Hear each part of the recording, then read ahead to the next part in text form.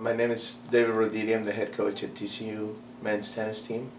I have been coaching for over 10, 12 years now. I used to play on the tour, played for TCU, graduated from TCU, played on the tour mainly in doubles, and then I've been working in all parts of the chain, as you would say, in the process of a player becoming a college player. I've coached college 10 years ago, and then I went back in the junior scene and coached at an academy, and then for the last 5 years I was a USCA lead national coach in Carson. So I got to work with the best juniors anywhere from 8 to 18, 19 years old. So I feel like I have a very good grasp of what the whole process, what you go through, what the parents go through, all the questions, all the fears that go from the very beginning until getting to college or possibly going professional.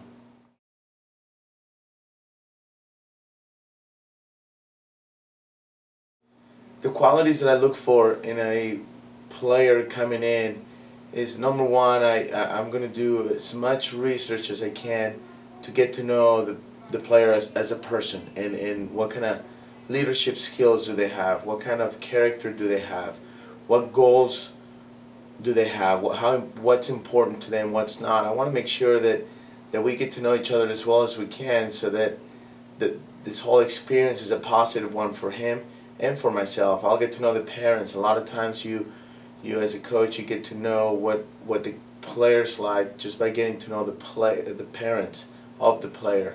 I'm looking for a player, if you want to talk X's and O's, it would be, does he have all the fundamentals? Does he have a good understanding of how to actually play the game? Is this a player that has some flaws that because of all the time constraints that you have in college that you can't possibly fix, and that can cause a roadblock ahead of time? So sort of avoid that. So good fundamentals, good character, good leadership skills, that would be an ideal prospect for me.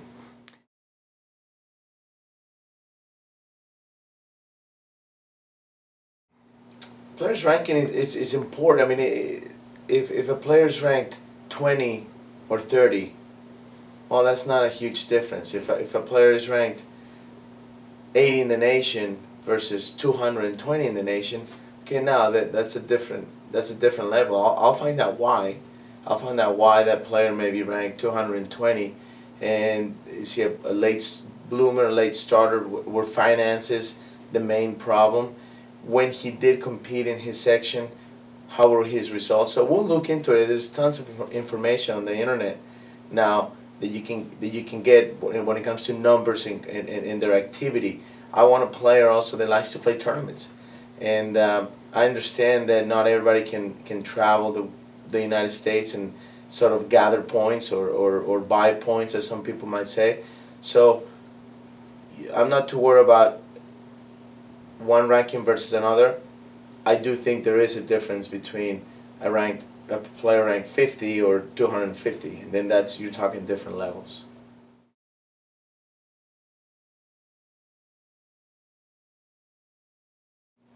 I believe a student athlete should start their sophomore year sort of be proactive, write just that initial letter.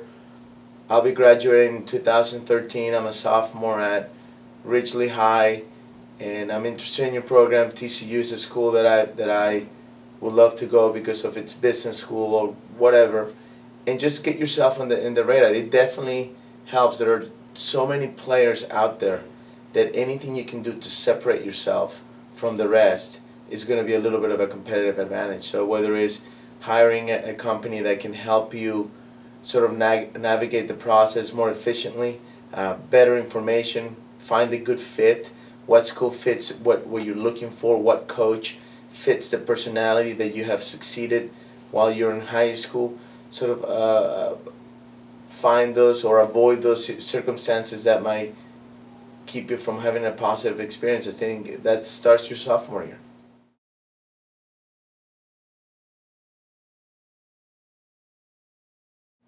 My biggest advice with recruits is to be proactive, to do some research as well, just like we do for the student athlete to do some research as far as where is the team, where is this sort of, where are those players in the team ranked maybe when they were juniors, and kind of get an idea of where they sort of fit in the whole big picture. I've run across, and it's hard. It's hard to tell a kid, I'm sorry, you're not at the level that we're looking for, especially if you're looking for scholarships. It's important to be surrounded by someone who knows the level and what it takes to maybe have expectations of a scholarship. So basically, make sure that your expectations match your level and the level of the teams that you're looking for. I think there is a place for everybody. There are tons and tons and tons of tennis programs out there. There are different levels. There are different conferences. There are different. You have the Division One, Division Two, Division Three, NAIA, junior college, which is, I've seen some players really flourish by going the junior college route. So get somebody that knows, and look at everything. Don't just send a letter to the top 25 teams and hope that you can, be in one of their team, because you may not be at the level yet. Yet you can go somewhere else, work for 2 years, and then get into one of those top 25 programs.